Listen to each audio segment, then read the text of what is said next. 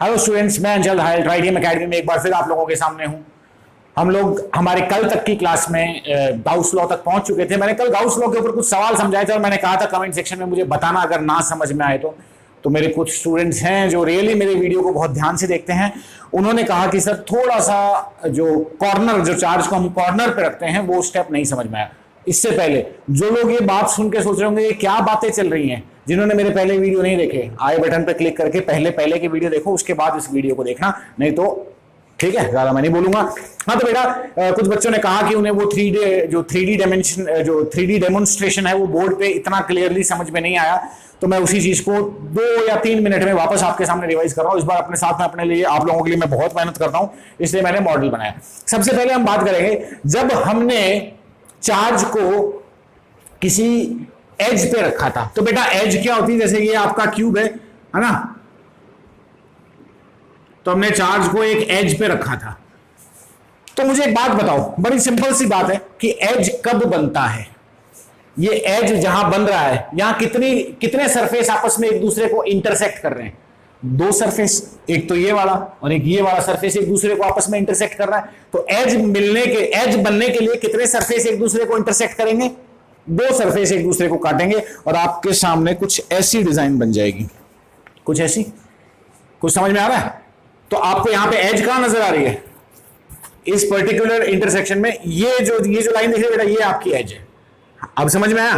ठीक है। अब मान लो ये अपने क्यूब के अंदर का हिस्सा, ये बाकी के क्यूब। अब अगर मैं यहां पे इस एज पे अपना चार्ज रखा हुआ है, मैंने अपना चार्ज इस एज पे रखा हुआ है, तो बेटा इस चार्ज के चारों तरफ अगर मैं एक स्फीयर की कल्पना करूं, एक स्फीयर अज्यूम करूं, तो उस स्फीयर के कितने भाग बनेंगे? ये जो पूरा सेक्शन है, ये पूरे स्पेस को कितने भागों में डिवाइड कर रहा है? देखो साफ साफ दिख रहा है, 1 2 और नीचे 2 4 पार्ट्स में डिवाइड कर रहा है। तो जो आपका मतलब आप जब एज पे चार्ज को रखेंगे तो उसके चारों तरफ जो स्फीयर बनेगा वो 4 भागों में बटेगा, और कमरे के अंदर या क्यूब के अंदर सिर्फ एक ही हिस्सा आ रहा है, बाकी तो क्यूब के बाहर के हिस्से हो गए।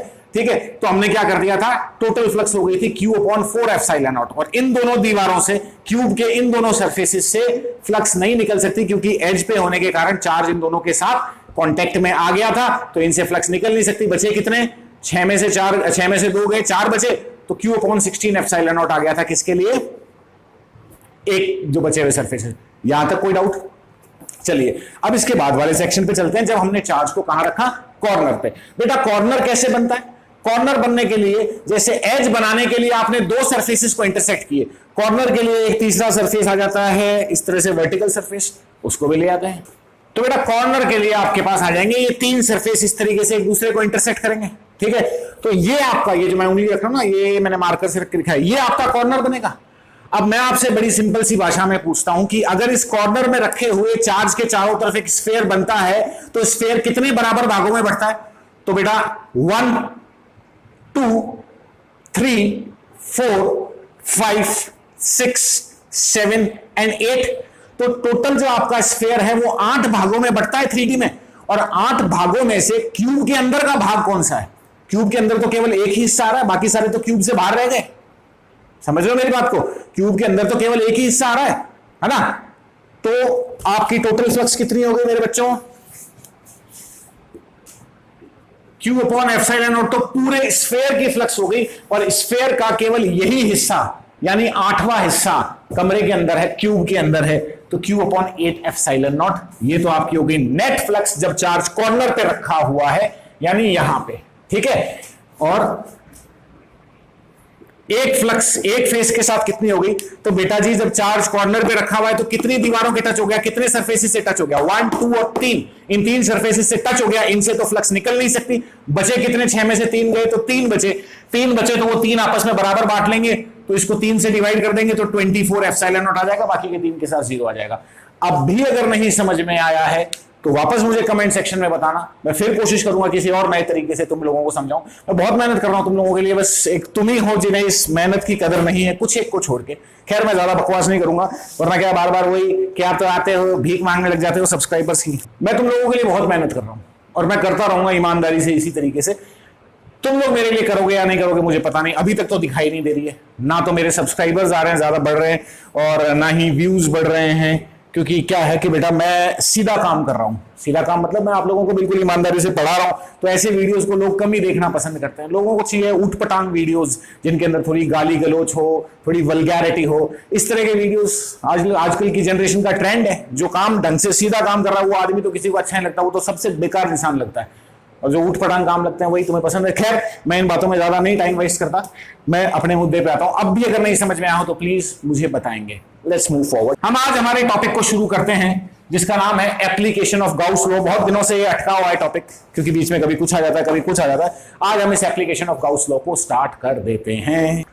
तो बेटा एप्लीकेशन ऑफ गाउस लॉ में जो पहला पॉइंट आता है वो हमारा आता है, पहले मैं आपको बता दूं कि इस एप्लीकेशन में, इस गाउस लॉ की एप्लीकेशन में हम लोग करेंगे क्या। बेटा एप्लीकेशन ऑफ गाउस लॉ में हम कुछ नहीं करेंगे, हम अलग अलग चार्जेस के अरेंजमेंट के कारण इलेक्ट्रिक फील्ड निकालेंगे और कुछ भी नहीं करेंगे। अलग अलग अरेंजमेंट, जैसे पहले वाले में तार के ऊपर अपन ने चार्ज को अरेंज कर दिया, चार्ज एक स्ट्रेट लाइन में जमा हुआ है, तो किसी पर्टिकुलर पॉइंट पे इलेक्ट्रिक फील्ड क्या होगी इस स्ट्रेट लाइन के कारण। फिर हम चार्ज को किसी शीट पे बिखेर देंगे, किसी कंडक्टर पे बिखेर देंगे, किसी स्फीयर पे बिखेर देंगे, एक्स वाई जेड कई जगह बिखेर के फिर हम लोग इसको स्टडी करेंगे। ठीक है, तो बेटा मैं आप लोगों को एक एक चीज समझा दे रहा हूं। शुरू करते हैं कि आप एप्लीकेशन ऑफ गाउस लॉ में ये तो समझा गया क्या करना है, इलेक्ट्रिक फील्ड निकालनी है अलग अलग अरेंजमेंट के कारण। तो पहला अरेंजमेंट आता है electric field due to infinite long charged wire, यानी कि एक वायर है जिसकी लंबाई इनफाइनाइट है और वो चार्ज्ड है, तो उसके कारण इलेक्ट्रिक फील्ड कितनी होगी। पहला सवाल हमारे दिमाग में जो आता है वो ये कि सर ये इनफाइनाइट वायर प्रैक्टिकली देखें तो पॉसिबल नहीं है, और हम लोग जो किताबों में पढ़ते हैं वो हमारे मतलब प्रैक्टिकल लाइफ से कहीं ना कहीं मेल खाता है।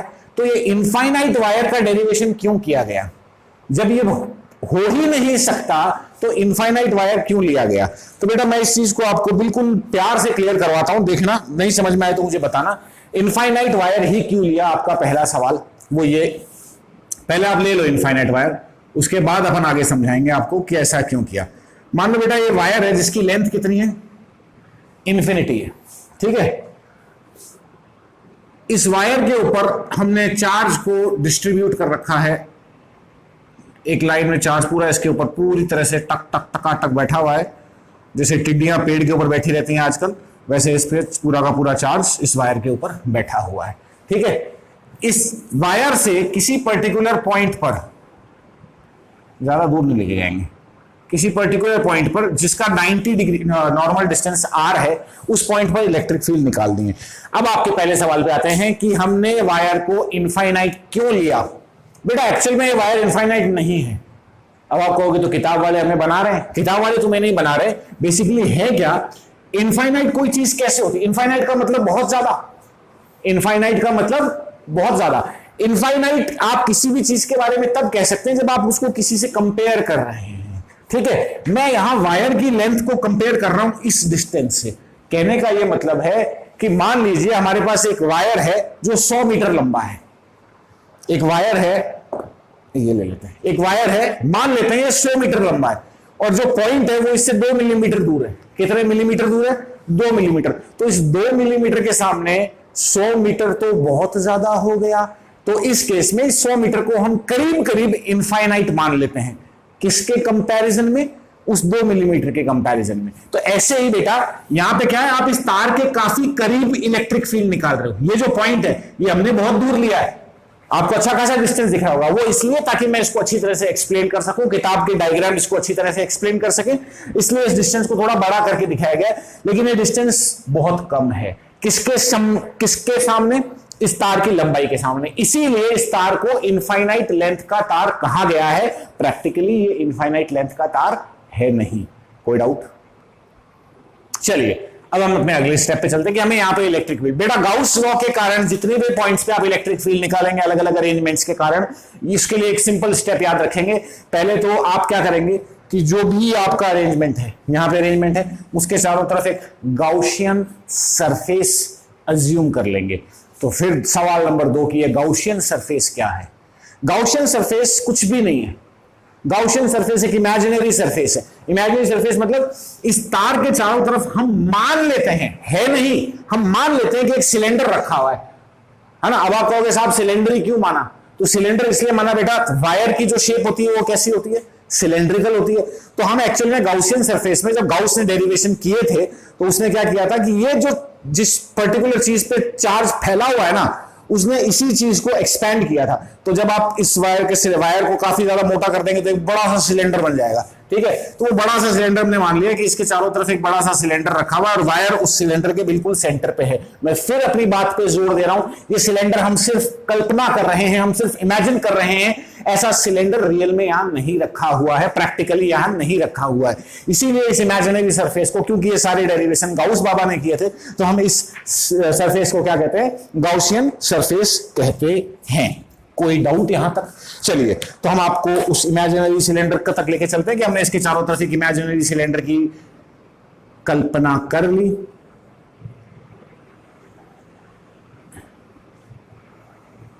ये सिलेंडर हो गया, ठीक है, ये रेड कलर से इमेजिनरी सिलेंडर हो गया, ठीक है।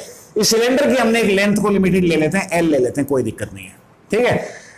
गाउस के हर डेरिवेशन में जो एप्लीकेशन रिलेटेड डेरिवेशंस हैं, उन सब में एक गाउसियन सरफेस आपको अज्यूम करना पड़ेगा जो कि इमेजिनरी होगा। आपको लिखित में ये देना पड़ेगा एग्जाम में कि Gaussian surface is a imaginary surface, ठीक है, कि assume an imaginary Gaussian surface around the wire, ठीक है। अब करना क्या है?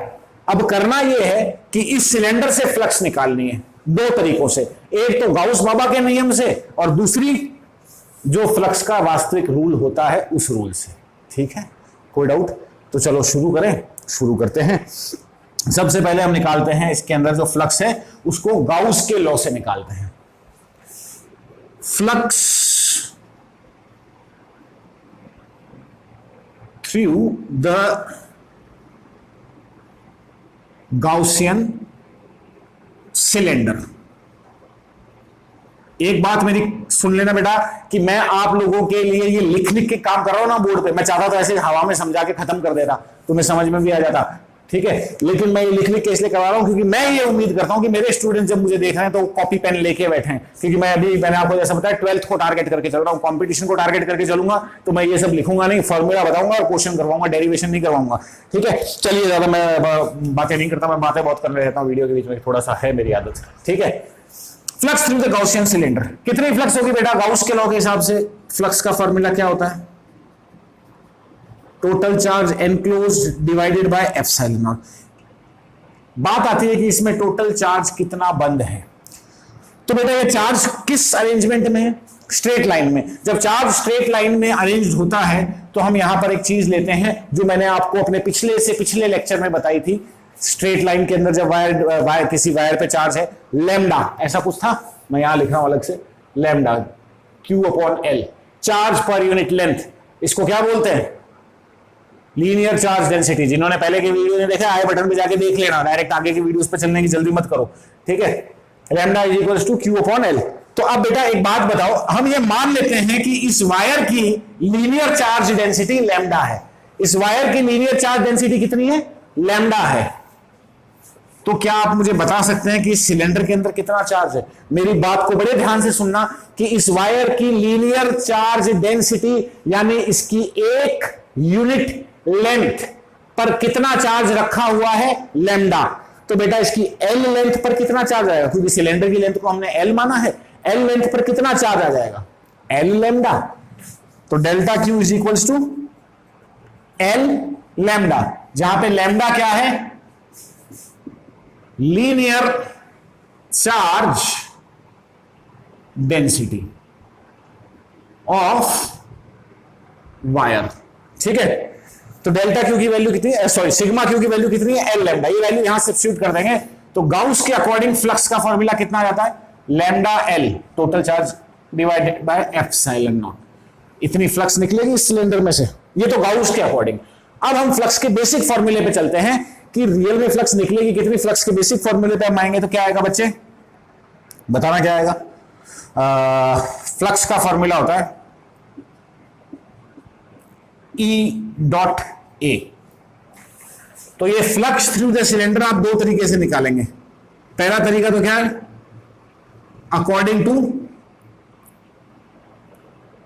गाउस लॉ, ठीक है। ये जीएल मतलब क्या है? Gauss law.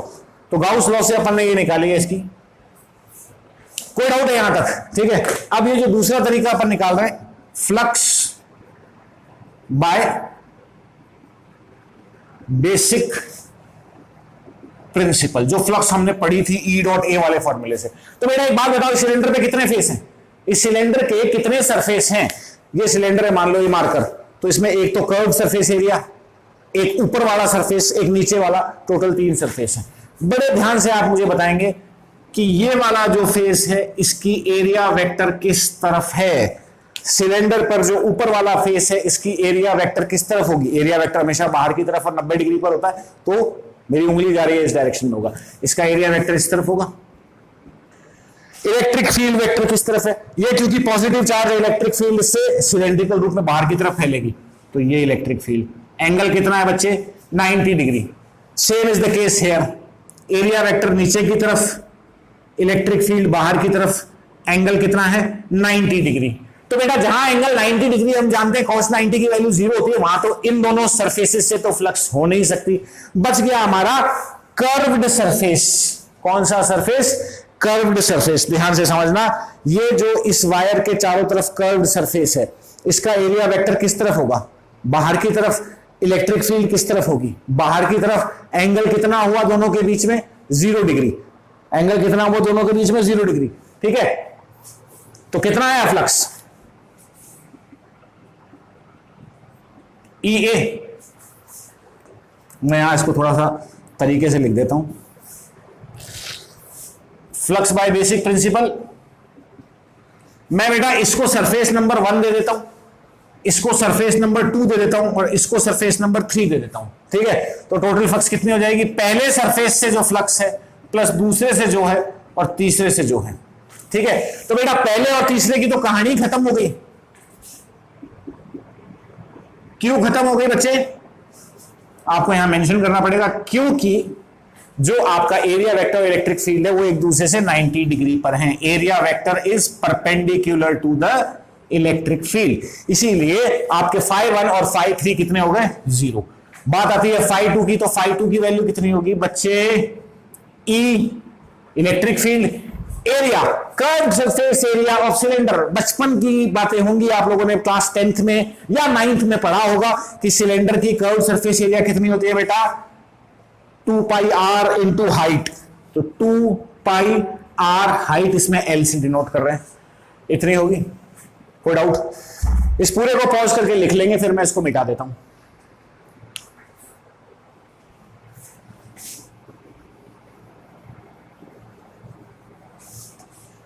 याद रहे, इसको इक्वेशन नंबर 1 कर देंगे। ठीक है, इससे आगे चलते हैं हम। तो बेटा टोटल फ्लक्स कितनी हो गई? φ1 φ2 तो 0 हो गए, φ1 φ3 तो 0 हो गए, φ2 की वैल्यू ये रही, is equal to E into 2 pi r l. इसको कर देंगे 2 नंबर इक्वेशन। तो बेटा 1 नंबर इक्वेशन भी फ्लक्स की वैल्यू बता रही है, 2 नंबर इक्वेशन भी फ्लक्स की वैल्यू बता रही है, बस वो गाउस को काम में ले रही है, बेसिक प्रिंसिपल को। लेकिन दोनों बता तो फ्लक्स ही रहे, तो दोनों को हम बराबर रख सकते हैं। फ्रॉम इक्वेशन 1 एंड इक्वेशन 2, इन दोनों को आप बराबर रखें।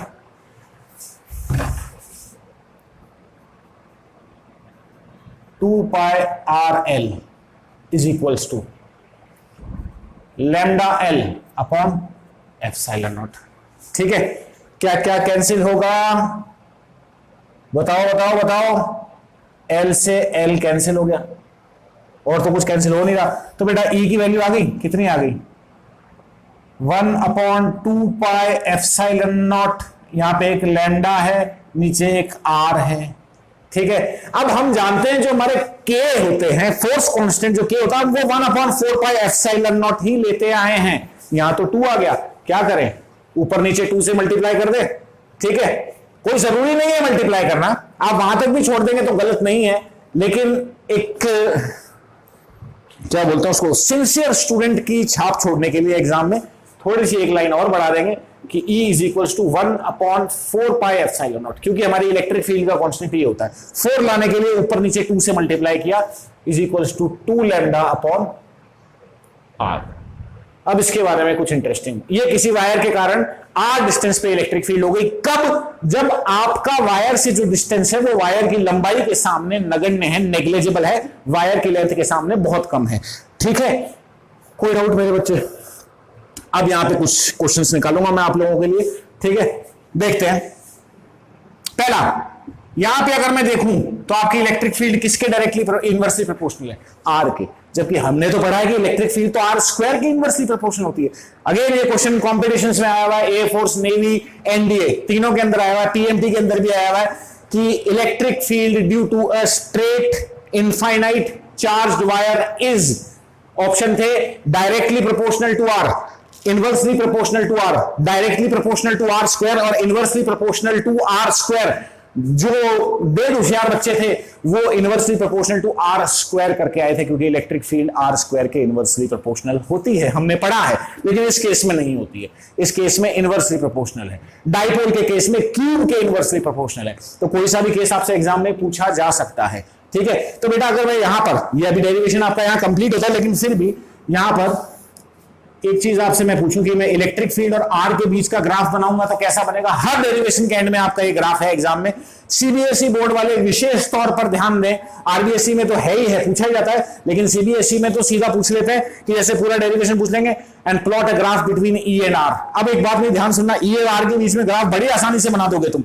इनवर्सली प्रोपोर्शनल है, जैसे जैसे आर बढ़ता जा रहा है ई कम होता जा रहा है, जब आर इनफाइनाइट होगा तभी ई जीरो होगा। तो कुछ ग्राफ ऐसा बनेगा,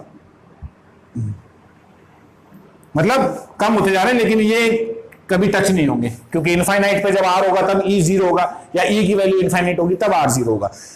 सीबीएसई में जो क्वेश्चन आया था वो कुछ और मस्त वाला हटके आया था। पूरा डेरिवेशन पूछ लिया कि एक straight long carrying charge wire के कारण इलेक्ट्रिक फील्ड का डेरिवेशन करके बताइए, और उसके बाद में लास्ट में एक लाइन ऐड कर दी उसके अंदर कि ई और 1/r के बीच का ग्राफ खींचिए। किस किस के बीच का? इलेक्ट्रिक फील्ड और 1/r के बीच का ग्राफ खींचना है, ना कि आर के। ये क्वेश्चन आया हुआ है सीबीएसई में, ठीक है। तो बेटा 1/r की बात करें तो आर के तो इनवर्सली प्रोपोर्शनल है, 1/r के तो ये डायरेक्टली प्रोपोर्शनल, तो ग्राफ आपका इस तरीके का आएगा, ठीक है। कोई डाउट? एक और ग्राफ इसमें पूछा जाता है कई बार, वो पूछा जाता है किस किस के, यार बड़ा थोड़ा सा बोर्ड वर्क मेरे को मजा नहीं आया।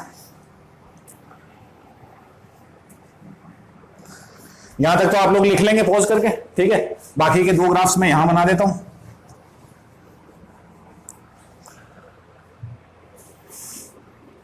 तो अगर आप ई और 1/r के बीच का ग्राफ बनाएंगे तो बेटा कैसा बनेगा? इस तरीके का। और अगर ई और लैम्डा के बीच का ग्राफ पूछ ले तो कैसा बनेगा? तो E is directly proportional to lambda, जितना ज्यादा चार्ज होगा उतनी ही ज्यादा इलेक्ट्रिक फील्ड होगी। तो अरे सॉरी, चार्ज, ये भी आपका ग्राफ इसी तरीके का बनेगा। कोई डाउट इस पूरे सेक्शन में? बेटा मैं आप लोगों से एक बहुत ही प्यार भरी रिक्वेस्ट कर रहा हूं, ये जो चीज मैंने बनाई है अपने हाथों से बनाई है, सारे गत्तों की कटिंग कर कुरा के मुझे कम से कम 2 घंटे लगे इसको बनाने के लिए। मैंने क्यों बनाई है? मैं तुमको डायरेक्टली ये भी तो कैसे, मैं उस कमेंट को अवॉइड भी तो कर सकता था। जिस कमेंट में मुझसे पूछा गया था कि सर कॉर्नर वाला नहीं समझ में आया, मैं उस कमेंट को अवॉइड कर सकता था। क्या फर्क पड़ता मुझे, एक सब्सक्राइबर कम हो जाता ज्यादा से ज्यादा। लेकिन मैं अपने हर बच्चे का पूरा पूरा ध्यान रख रहा हूं। मैं इसके बदले में तुम लोगों से कोई धन दौलत नहीं मांग रहा हूं, मैं एक ही चीज मांग रहा हूं, मुझे रिस्पॉन्स चाहिए। अब मुझे चाहिए कि मैं जिन लोगों को पढ़ा रहा हूं क्या वो लोग पढ़ रहे हैं, क्या वो लोग मुझे सुन रहे हैं। जो मैं ये इतनी देर बकर बकर बकर कर रहा हूं, ये पसीने में पूरा भर जाता हूं इस गर्मी के अंदर, क्या वो बच्चे मेरा कुछ मतलब मैं उन लोगों के लिए जो कंटेंट तैयार कर रहा हूं इसका कोई फायदा हो रहा है या नहीं हो रहा है, मुझे नहीं पता चल रहा है। क्योंकि कमेंट सेक्शन में आप लोगों के कमेंट्स नहीं आ रहे। हाँ मानता हूं 1-2 जनों के कमेंट्स आ रहे हैं, वो लोग अपने दिल पे इस बात को ना लें, कुछ एक बच्चे हैं जिनके कमेंट्स आ रहे हैं, लेकिन 1-2 कमेंट से मैं यहां पर आया हूं कि मैं और बहुत बड़े लेवल पर पढ़ाना चाहता हूं, और 2 या 3 कमेंट्स आ रहे हैं। बाकी लोग या तो वीडियो देख नहीं रहे, नहीं देख रहे हो तो वैसे कमेंट करके बता दो कि सर वीडियो में ये कमी है इसलिए नहीं देख रहे। तो बेटा मुझे ये बार बार बोलना अच्छा नहीं लगता, मेरी आपसे सिर्फ रिक्वेस्ट है, मेरी मेहनत में कोई कमी नहीं आएगी, चाहे तुम कमेंट करो चाहे मत करो, मैं ऐसे ही मेहनत करता रहूंगा। लेकिन एक छोटी सी मन के अंदर उम्मीद होती है कि मैं आप लोगों से एक उम्मीद रखता हूं कि मैं जो पढ़ा रहा हूं बस मुझे उसका एक बार मुझे कह दो कि हाँ सर मजा आ गया, समझ में आ गया, मैं खुश हो जाऊंगा। अब वो नाइस, वेरी गुड, इस तरह के कमेंट्स आ रहे हैं वो मेरे फ्रेंड सर्कल के हैं, उसमें आप लोगों का कोई योगदान नहीं है, कुछ एक बच्चों के भी हैं, उन लोगों से मुझे शिकायत नहीं है। लेकिन बाकी जो लोग मुझे देख रहे हैं प्लीज थोड़ी सी हिम्मत करो, मुझे उन लोगों का सपोर्ट चाहिए कि हाँ कुछ मेरी मेहनत में दम है, और कमी है तो वो बताओ, मैं उसको भी सुनने के लिए तैयार हूं। मैं उन लोगों में से नहीं हूं जिसे कमियां नहीं सुनी, मैं कमी सुनने के लिए तैयार हूं और मैं उस पर इंप्रूवमेंट भी करूंगा। जैसे उसके देख लो, मैंने पूरे ये इतना मेहनत करी, किसके लिए करी? ये चीज मैंने जो बनाई है किसके लिए बनाई? आप लोगों के लिए बनाई। तो प्लीज इस मेहनत का मुझे रिवॉर्ड दीजिए, सिर्फ और सिर्फ अपने कमेंट्स की मदद से। तो मैं इस लेक्चर के एंड को, इस लेक्चर को यहीं खत्म करूंगा। चलो कल मिलते हैं, बाय।